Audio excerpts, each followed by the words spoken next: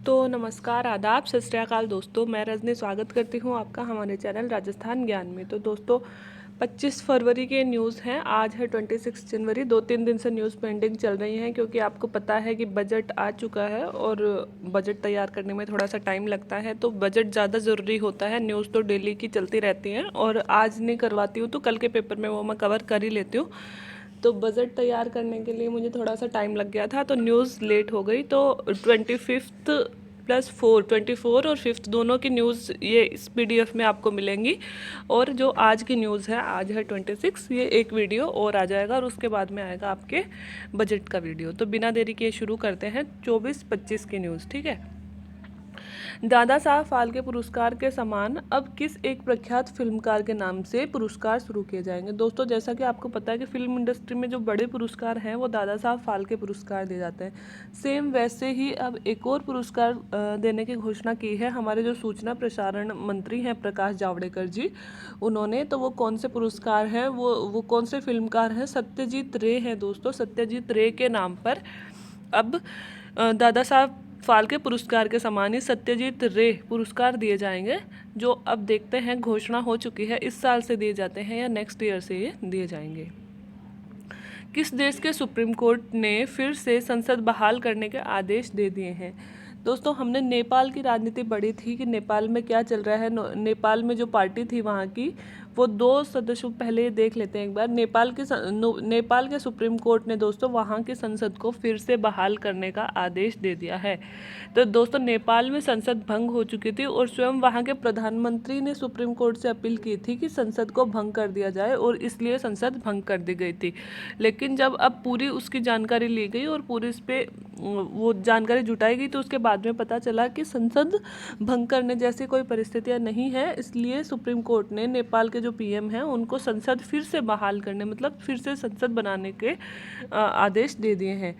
तो नेपाल के प्रधानमंत्री दोस्तों KP ओली जी की सरकार चल रही थी जिसमें कम्युनिस्ट पार्टी के चेयरमैन कमल प्रचंड दहल की भी बराबरी थी। दोस्तों KP ओली जी की पार्टी में कम्युनिस्ट पार्टी, ये है कमल प्रचंड दहल, मतलब इन दो दलों ने मिलकर, ओली जी के दल ने और कमल प्रचंड दहल के दल ने मिलकर पार्टी बना रखी थी। अब थोड़े से दिन पहले हुआ क्या कि ओली ने अक्टूबर में बिना प्रचंड की सहमति के ही कैबिनेट में फेरबदल कर दिया है ना।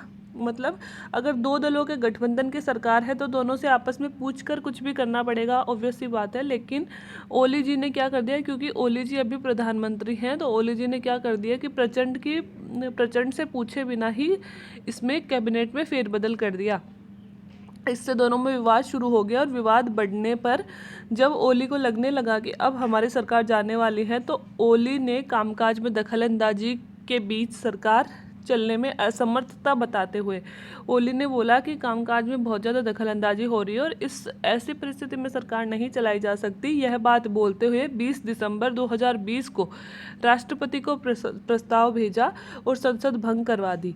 उन्होंने एक लिखित लेटर दिया राष्ट्रपति को और संसद भंग करवा दी। राष्ट्रपति कौन है दोस्तों? वहाँ की विद्या देवी भंडारी, महिला राष्ट्रपति इस वक्त हैं वहाँ पे। तो विद्या देवी भंडारी जी को एक लेटर लिख के उन्होंने यहाँ की संसद भंग करवा दी। अब नेपाल जब सुप्रीम कोर्ट में ये बात पहुँची, जैसे नेपाल में भी लोकतंत्र है जैसे अपने लोकतंत्र है, तो सुप्रीम कोर्ट में जब ये बात पहुँची तो जब जांच करवाई गई तो पाया गया कि संसद बहाल की जानी चाहिए। तो सुप्रीम कोर्ट ने फिर से संसद बहाली के आदेश दे दिए हैं। अब क्या होगा कि अब जो ओली जी हैं, वहाँ के प्रधानमंत्री जो वर्तमान में हैं, उनको फिर से अपना बहुमत साबित करना पड़ेगा और बहुमत अगर नहीं मिलता है तो उनकी सरकार गिर जाएगी और उन्हें इस्तीफा देना पड़ेगा। अगला प्रश्न पढ़ते हैं दोस्तों। कोरोना का टीका लगाने हेतु सरकार ने आयु 50 से बढ़ाकर कितनी कर दी है? आप सबको पता है कि कोरोना के टीका लगवाने के लिए मैक्सिमम कितनी आयु थी? पहले 50 वर्ष थी और अब इसको बढ़ा के दोस्तों सरकार ने 60 वर्ष कर दी गई है कि 60 वर्ष तक के वो लोग जिनको कोई बीमारी नहीं है वो लोग भी जाके टीका लगवा सकते हैं, है ना। एक तो ये इम्पोर्टेंट चेंज किया गया है।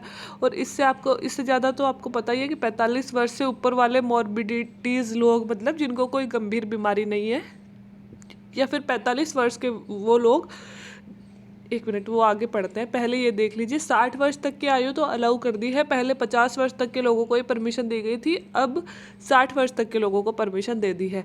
इसके अलावा एक इम्पोर्टेंट चीज़ ये करी गई है दोस्तों कि प्राइवेट अस्पतालों में भी अब टीकाकरण शुरू किया जाएगा। ठीक है, अब मतलब प्राइवेट टीका भी अपन लगवा सकते हैं, पैसा दे के अगर चाहें अपन टीका प्राइवेट हॉस्पिटल में जाके तो भी लगवा सकते हैं।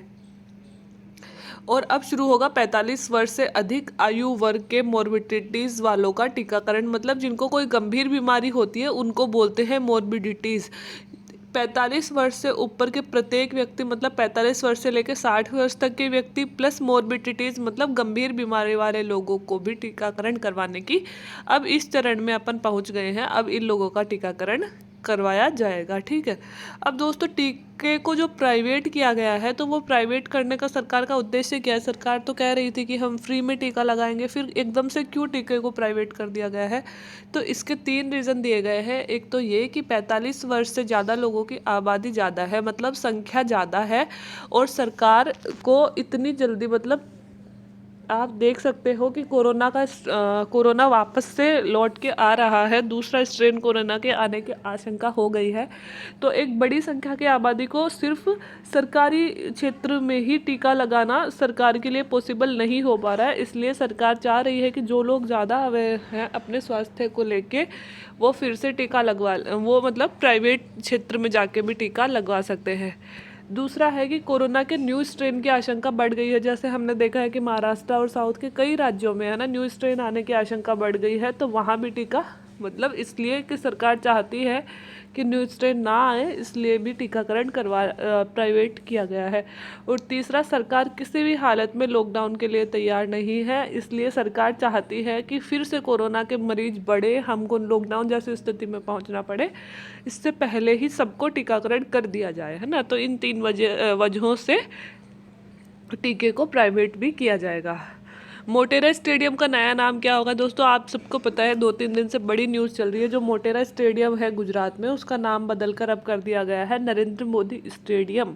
और पहले जैसे मोटेरा स्टेडियम था, इसका रिनोवेशन किया गया है, पुनर्निर्माण इसका किया गया है, और एक बिल्कुल अलग और नया स्टाइल का स्टेडियम बना के यह विश्व का सबसे बड़ा स्टेडियम बना दिया गया है, जिसकी कैपेसिटी 1.10 लाख लोगों की क्षमता, मतलब इतने लोगों को यह बिठा सकता है। और अगर दूसरे नंबर की बात करें हम विश्व में, तो वह है मेलबर्न ऑस्ट्रेलिया में। यह हम क्रिकेट स्टेडियम की बात कर रहे हैं कि क्रिकेट स्टेडियम का अगर देखें तो क्रिकेट स्टेडियम विश्व में सबसे बड़ा स्टेडियम बन गया है, मोटेरा स्टेडियम। अब दोस्तों, भारत के कौन से केंद्र शासित प्रदेश में राष्ट्रपति शासन लगा दिया गया है? ठीक है, तो ये आप सबको पता ही होगा। पुदुचेरी की स्टोरी कई बार सुना चुकी हूँ। वहाँ सरकार गिर चुकी है, वहाँ के जो सीएम है वो अपना बहुमत साबित नहीं कर पाए हैं, तो इस वक्त किसी भी दल की सरकार नहीं है, तो इसलिए फिर अब राष्ट्रपति शासन वहाँ पे लगाना पड़ा, जब तक कि पुनर्चुनाव, वापस से चुनाव नहीं करवाए जाते। हाल ही में किस देश में बर्ड फ्लू H5N8 स्ट्रेन इंसानों में पहला मामला मिला है? दोस्तों, बर्ड फ्लू जो फैल रहा है इसे हम एवियन इन्फ्लुएंजा भी कहते हैं। एवियन इन्फ्लुएंजा का पहला मरीज इंसानों में, मतलब ये वायरस आ चुका है, तो इंसानों में कौन से देश में पहला मरीज मिला है? तो वह है रूस में पहली बार एवियन इन्फ्लुएंजा H5N8 पहली बार मतलब आदमियों में भी मिला है, इंसानों में भी मिला है। एक दोस्तों गो इलेक्ट्रिक अभियान है, तो यह किससे रिलेटेड है? तो हाल ही में जो हमारे सड़क परिवहन और राजमार्ग मंत्री हैं नितिन गडकरी जी, उन्होंने स्वच्छ ऊर्जा को सुनिश्चित करने हेतु, है ना, रिन्यूएबल एनर्जी को प्रोत्साहित करने हेतु यह अभियान चलाया है। बिजली से चलने वाले वाहन, मतलब कि इलेक्ट्रिक वाहन, और बिजली से खाना बनाने वाले, मतलब खाना पकाने वाले उपकरणों को बढ़ावा देने के लिए, जैसे कि ई बस, ई व्हीलर्स, ई कुकिंग, है ना, ये सब यूज़ किए जाए, इसके लिए उन्होंने एक अभियान चलाया है, गो इलेक्ट्रिक। एक दोस्तों खजुराहो नृत्य समारोह हुआ था, तो बिकॉज हमारे राज्य का नहीं है, लेकिन फ़िलहाल में हो रहा है 20 से 26 फरवरी तक, तो अगर चर्चा में है तो जान लेना चाहिए कहाँ हो रहा है। तो यह मध्य प्रदेश राज्य में हो रहा है। इसके अलावा कोवैक्स पहल क्या है? सबसे पहले तो हमें ये जान लेना चाहिए। तो जो हमारा WHO है, विश्व स्वास्थ्य संगठन है, दुनिया भर में कोरोना का टीके का समान वितरण, हो सके, इसके लिए कोवैक्स पहल की शुरुआत की है कि मतलब जो गरीब देश है जो टीका नहीं बना पाए हैं, ऐसा ना हो कि अमीरों तक ही टीका पहुँचे, अमीर देशों तक ही टीका पहुँचे, वहाँ तक ना पहुँच पाए, इसलिए ये पहल शुरू की है WHO ने। और फिलहाल चर्चा में क्यों है? फिलहाल इसलिए है कि हाल ही में जो अमेरिकी राष्ट्रपति हैं जो बाइडेन सर, उन्होंने इस पहल का समर्थन करते हुए इसे $2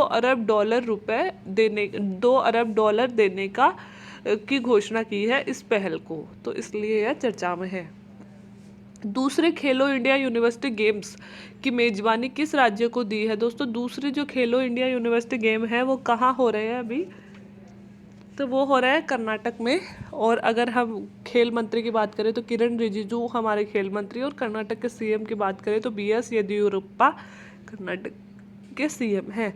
Dada Saheb Phalke international film festival award 2021 किसे दिए गए थे? तो दोस्तों इन पुरस्कारों का वितरण हुआ है अभी, तो इसमें बेस्ट एक्टर का अवार्ड मिला है अक्षय कुमार को, लक्ष्मी मूवी के लिए बेस्ट एक्ट्रेस का मिला है छपाक मूवी में काम करने के लिए दीपिका पादुकोण को, और मोस्ट वर्सेटाइल एक्टर का अवार्ड मिला है KK मेनन को।